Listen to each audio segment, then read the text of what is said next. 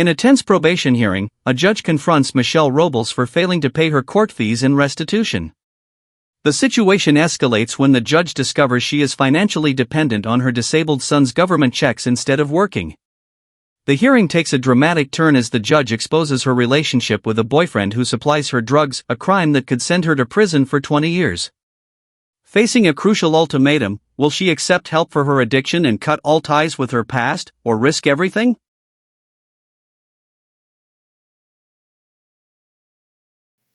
All right, Miss Robles, do you know why you're here? Yes. So what are you not doing? All right, and this is a probation case? Oh, yes. I give you one.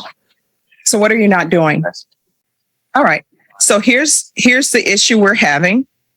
The issue we're having is that you have a balance. You haven't paid your restitution.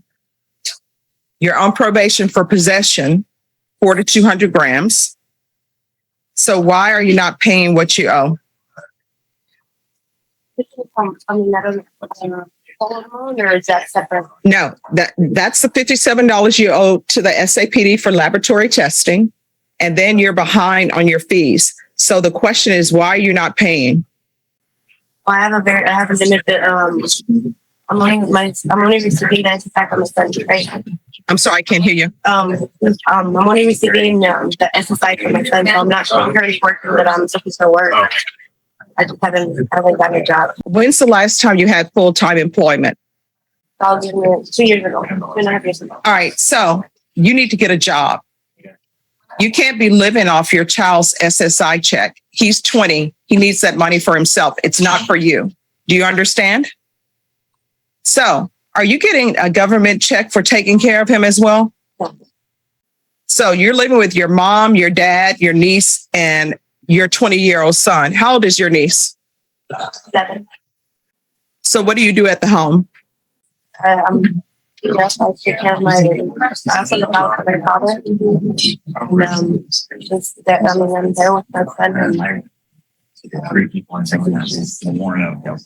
I maybe walk and we together, but just come over. All right. So here's the thing. You're getting employment. You can't continue. How old are you? It's on a bond on this case, but all right. Jail. Defense attorneys, grab your file from the box, give it to the prosecutor and have a seat. They will take you in the order in which you appear. I guarantee you just standing around hovering over them is not going to help things move quicker. It will be great for them if you do it orderly. Just give them your file, have a seat. They'll take care of you. You need to get employment. You can't continue to live off your son's disability, live off your mom, live off your dad. You understand? So how far did you go in school? Okay. All right. Did you go to college or go to a trade school? Yes. So what did you go to a trade school for? All right. So what are you doing with that? No, I didn't keep up with renewing my credit, so I all right. And I can tell you with this type of case, they're not going to give you your license back. So what are you planning on doing with the rest of your life? The probation officer told me it was going to be kind of hard for me to get a regular job. No, it's not hard for you to get a regular job. They have signs up at McDonald's. They have signs up at Wendy's. Now, I can tell you this. Sometimes people think certain jobs are beneath them, but it's not hard to get a job. It's just there are jobs that people say, I'm not doing that. So you're going to have to knock your pride aside because right now you're a grown person and you're not supporting yourself. You're living off your 20-year-old son's disability check. You're living off your father. You're living off your mother. That's going to stop. You understand? So this is what I want for her. She's going to have employment. And you're going to get employment within 30 days. You understand? And if you're drug tested today, what are the results going to be? And you're getting drug tested today. So tell me the truth.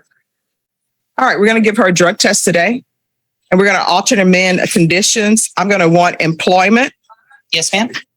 Within 30 days. Mm-hmm. And there's to be no employment as a home health care provider or with minors. And if the previous judge didn't say it, I'm letting you know you're not allowed to have an employment as a home health care provider. So if you are getting an extra check for taking care of your son, that needs to stop. You understand? All right. And we're going to do a UA today. Yes, ma'am. And, on the balance right now that I owe is at 95. I'm sorry? The balance I owe right now is 95. No, the balance you owe right now is $170.10, but your total balance is $3,900. But I want you to pay that restitution. And what we're going to do is we're going to come up with a payment plan for you. Okay. So I'm not going to hit you all at once, but I'm going to want her on a payment plan. Okay. We can do that. The assigned officer, Officer Salcedo, Mhm. she noted on the court summary, on the supplemental report that the probationer had requested intensive outpatient treatment, although she was clean last month. Mhm. She stated that she was given drugs by her boyfriend, and the TAP that was completed recommended stative followed by aftercare or a lesser modality of intensive outpatient. Who's your boyfriend?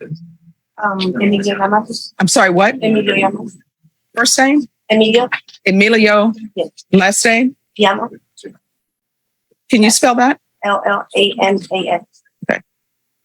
All right. I'm sorry. Spelled like llamas. All right. Thank you.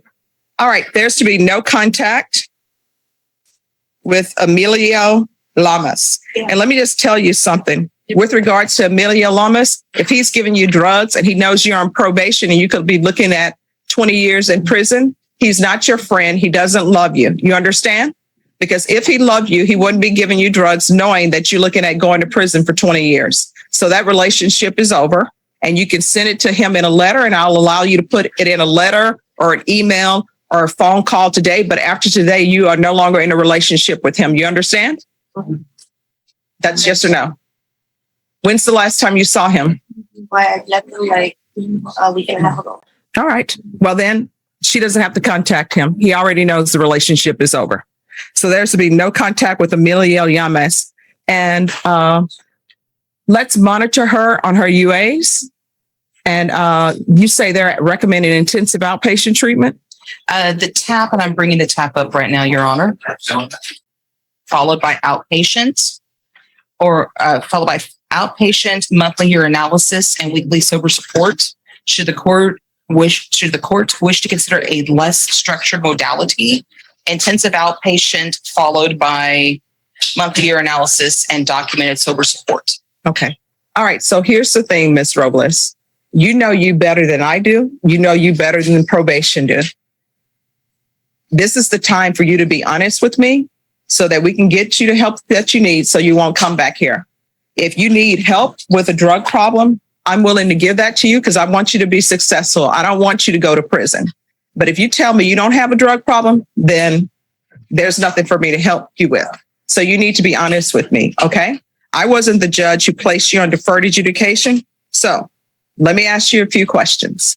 What drugs have you been using and how often do you use them? Or that I did.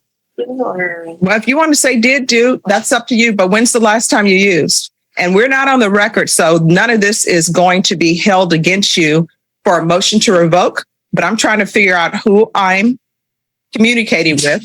So if there's help that you need, we can get you the help that you need. You understand? So it's not a form of punishment. I normally don't look at inpatient treatment to begin with.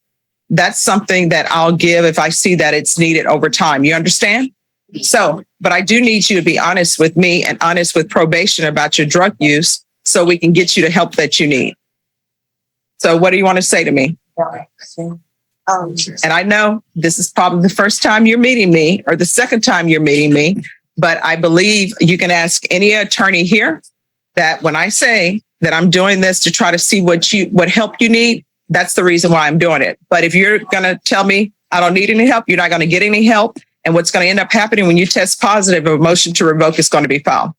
Okay, so what are you using? That's what I need to know so I can figure out whether to give you intensive outpatient treatment or just sober meetings or something of that nature. So what do you need help with? no, I'm not in the, I mean, I have since the last, I think a month and a half ago when I did. And what did you use? Methamphetamine. Okay. So we're going to do intensive outpatient treatment. We're going to start you with intensive outpatient treatment. And if you see that that's not working for you and you need more help, you need to let probation know. You understand? So we're going to do the intensive outpatient treatment with the sober meetings. And let's do a referral to felony drug court and see. Felony drug court is a great program, and they'll be able to help you get in the mindset so you can get your life in order. Okay. Your Honor, how frequent did you want the UA tests?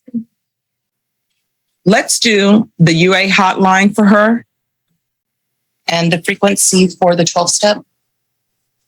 She needs to do at least one a week. One a week. Now, here's the thing about the 12-step program. If you only need it one time a week, great. But if you need it more than one time a week, that's not going to stop you from completing your probation. Because the thing about sobriety, you need to know what you need to do in order to remain clean and sober. And for some people, it's going to a meeting every day. And they have meetings throughout the city, and they have them at all times of the day. So if you ever feel like you're going to use, go to a meeting. All right, you can do this. Otherwise, I wouldn't have accepted your plea bargain agreement. So it's doable. But from here on out, the people you're around, you need to be careful. And if anybody is trying to interfere with your sobriety or make you do something that could potentially send you to prison, they are not your friend and they do not love you. You understand? All right, good luck to you.